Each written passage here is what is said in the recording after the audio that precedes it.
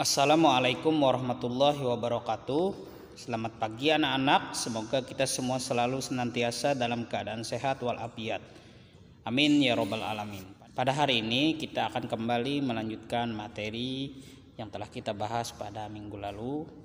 Dataran tinggi adalah wilayah daratan yang luas dengan ketinggian 200 sampai 600 meter di atas permukaan laut.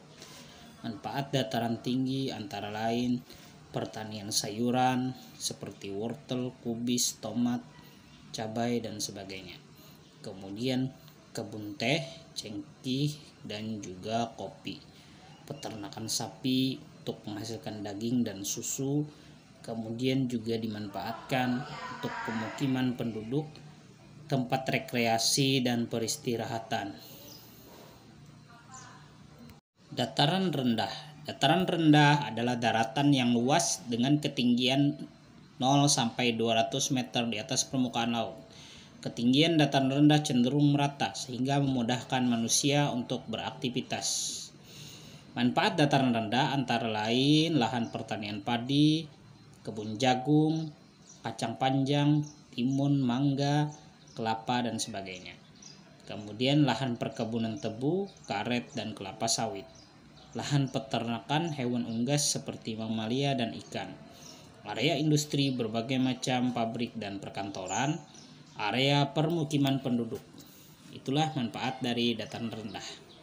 Kita lanjutkan ke delta. Delta adalah wilayah daratan yang terbentuk dari endapan sungai yang terletak di sekitar muara sungai atau pertemuan aliran sungai dengan air laut. Dalam waktu yang lama dapat menjadi dataran rendah. Nah, jadi delta ini merupakan hasil dari endapan sungai. Contoh delta antara lain kota Jakarta, Surabaya, Semarang, Balikpapan, dan Palembang serta Merauke. Lembah adalah wilayah daratan yang dikelilingi pegunungan atau perbukitan. Lembah yang sisinya sempit, curam dan terjal disebut dengan jurang. Luasnya mencapai ratusan atau ribuan kilometer persegi. Nah, kalau satuan luas untuk wilayah biasanya menggunakan satuan kilometer persegi atau kilometer pangkat 2. Manfaat dari lembah adalah objek wisata, lahan pertanian dan juga permukiman penduduk. Pantai adalah daratan yang berbatasan langsung dengan lautan.